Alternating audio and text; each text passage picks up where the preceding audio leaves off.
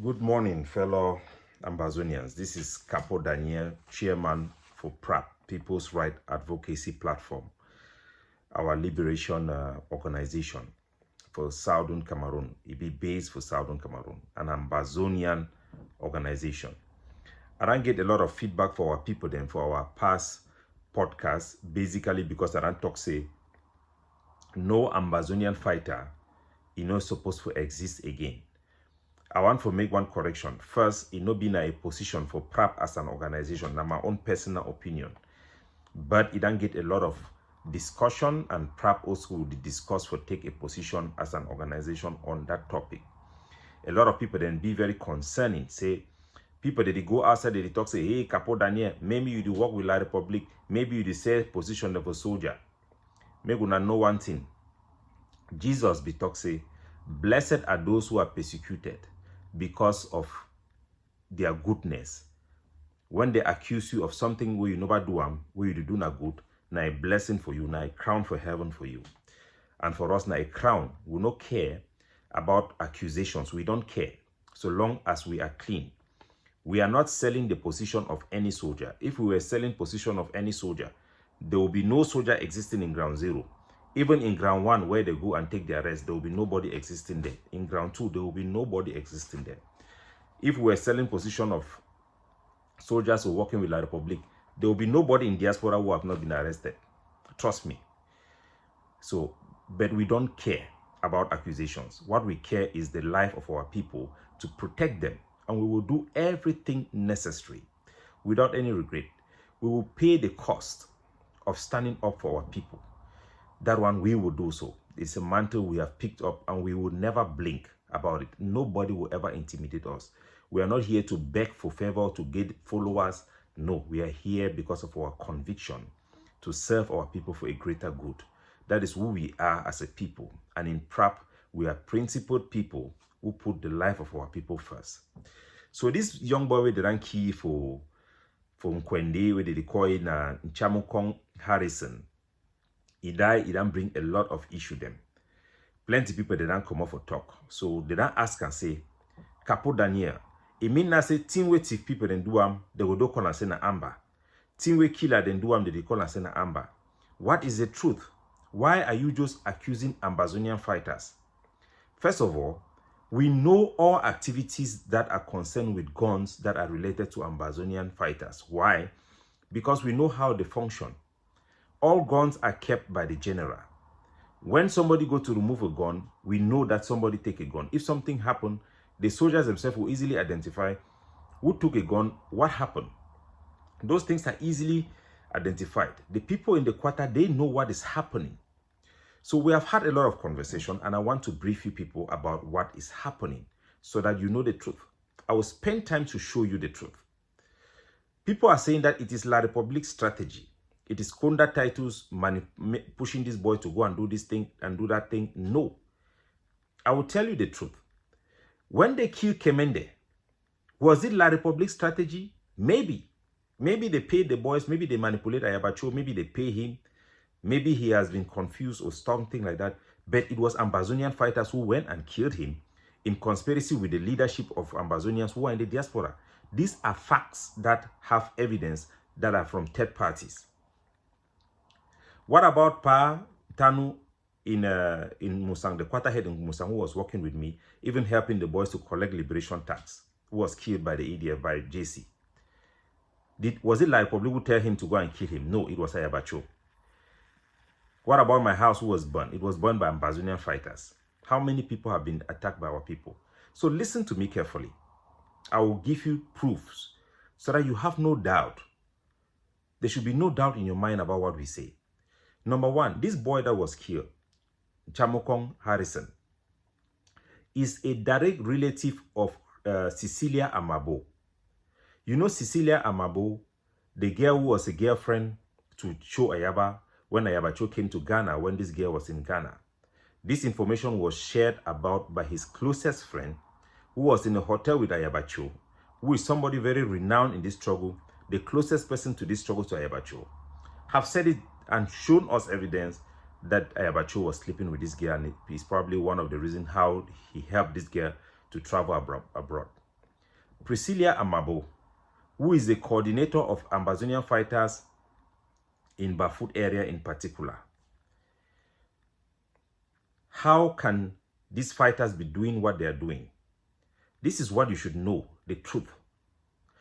When the Alaji kidnapped people, the first students that were kidnapped in PSS Bali or whatever, what school was that, in Presbyterian school, they took those children to the compound of Priscilla Amabu's father, because Priscilla Amabu, the father is from Bafut, the mother is from Nkwen. The mother is a woman who have, I think, 4 or 5 children with 5 different fathers.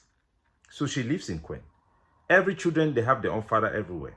Priscilla Amabu, the father, come from Bafut. She told me that those boys, they took the children from that PSS, they went and hid them in one of the houses of the father, which was not completed in Bafut. Priscilla Amabu told me. What is the connection between the dead man, Alaji, and Priscilla Amabu? Alaji is a relative to the father of Priscilla Amabu in Bafut. So they are relative. Now, the boy who have been killed by Ambazonian fighters in Nkwen is a direct relative of Priscilla Amabu, is the cousin of Cecilia Amabu, who have been killed by Ambazonian fighters. What you should know about the reality of the evil that goes through this struggle. This Harrison Chamokom, based on conversation I have had with the family members of Priscilla Amabu from Bafut and quarter heads in Nkwen. This boy grew up with Priscilla Amabu. They even sleep on the same bed. You know, in Africa, when people have one bed, they sleep on the same bed. The Priscilla Amabu is coordinating Ambazonian fighters. Priscilla Amabu have 4 brothers, according to the village people who are telling me what happened there.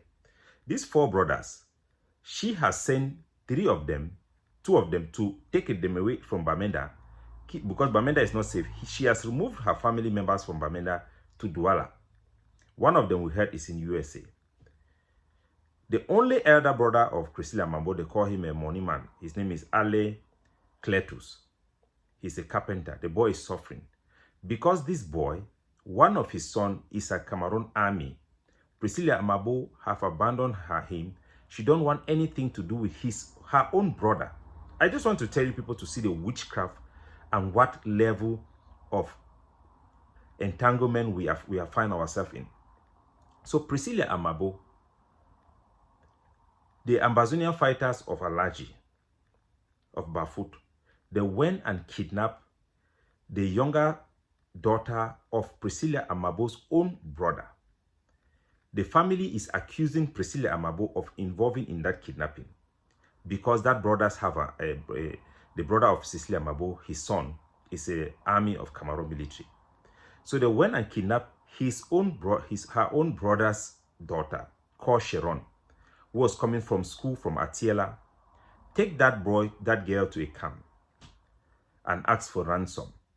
Priscilla Amabu tell the family that they should pay that ransom. I mean, they kidnapped Ambazonian person's family member. She told her family to pay the ransom and that everybody should pay liberation tax. She was kicked out of the family chat group and none of her family members again are talking to her. But she insists that they should pay. Her own family.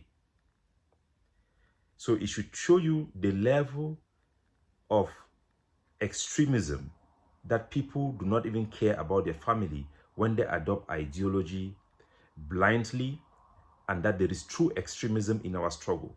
People who think that some people are just doing things based on our population, no.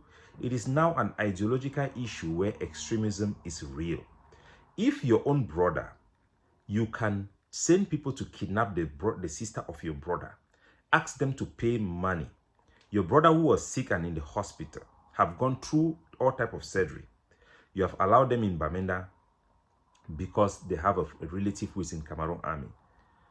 Imagine how many people have relatives who are in the Cameroon army or people who are in the Cameroon government. Priscilla Amabu, that boy who is in the army, is your own relative. So that is the reality of what is going on the ground. It is not being done by people who are being manipulated by Cameroon. It is just people who have embraced the ideology of Ambazonia to an extreme fashion that they do not value human life, even their own blood, as important to this ideology of Ambazonia. There is extremism as an issue in our struggle. The boys who have killed this boy in Quen, the Quarterheads know the boys. They know where they come and drink. They are drinking Mimbo even on Ghost Town Day in Quen. I've asked them to give me video of the place where they go and drink. The Cameroon military knows this boy. They know their whereabouts. They don't kill them. They choose when they kill them and when they don't kill them. Because even when these boys they kidnap, you go and report to the Cameroon military that they are paid 1 million. The Cameroon military is not interested in rescuing your family. They are interested to contact that commander to give their own money to leave them alone. That is what is going on in our country. Any rational person seeing this evolution of our struggle that started to protect the people, that have turned into this extreme way, that even family members are being going after by family members. People hiring Amber boys to kidnap Amber boys. People are thinking these are not Amber boys who are doing these atrocities. No, they are real Amber boys who are doing this atrocity. All thieves have also been incorporated in the apparatus of Ambazonian fighters. Somebody said we should not call the name Amber. It shouldn't be Amber because Amber, no, it is Ambazonian ideology. Because the ideology of our struggle after independence was Ambazonia. So it's Ambazonian ideology. It has an extremism faction in it. Those who are not extremists, it's like you say that Taliban or Al-Qaeda also have people who are moderate. Yes, they do. But it's a terrorism organization. The ideology has become extremism. This is not about supporting La Republique or whatever. No, you should put your people first. When there is conflict between ideology and the survival of your people, a rational person who is sane, who is not an extreme, will always put human survival ahead of anything. Remember when the struggle started, we were telling Paul Biya, even Francophones, that let the Anglophone go. You cannot kill them to stay with us if they don't want to stay. Because you cannot kill people just because you want to keep them. We cannot allow people to be killed simply because of Ambazonia ideology. If you think that Ambazonian fighters or thieves using Ambazonian name should go and kill and we should allow it, because those thieves are able to use Ambazonian name because we give it legitimacy. Should we allow that legitimacy to stand simply because of the ideology, even when it kills our own people? When we have seen extremists like Ayabacho is a true extremist. The only reason he was a moderate was because of my influence and force and my power. I'm the only person who held him back. For the years that I was collaborating with them. That is the only reason. Immediately I left, you saw what happened. We have had Ambazonian activists who have called for mass casualties in our streets, called for massacre. Our activists, were they manipulated by La Republique? We have Ambazonian activists. Chris Ano asked that planes that are carrying humanitarian goods from Douala to Bamenda Airport should be shot at, and it was shot at. We have had people who have asked for priests and pastors to be massacred.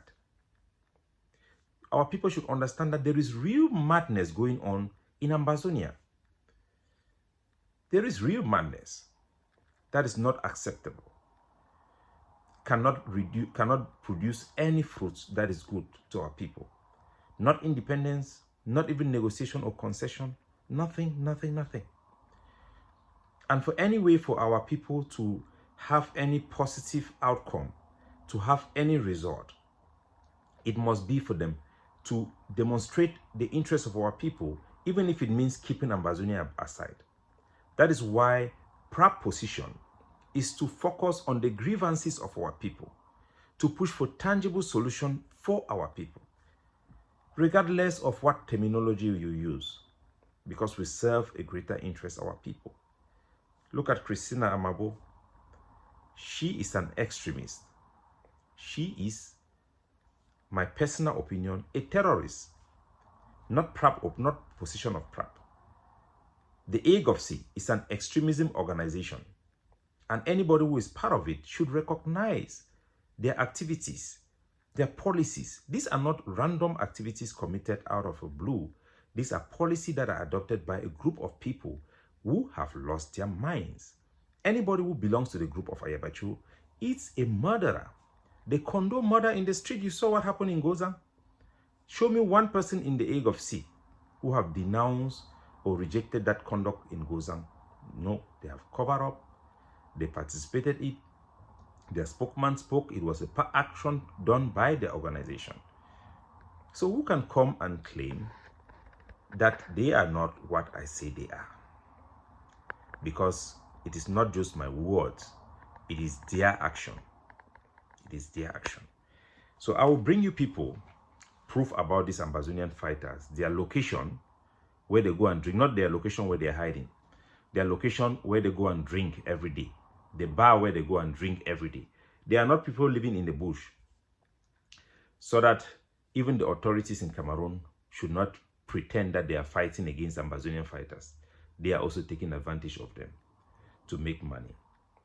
It's a dirty war. It's a war of shame.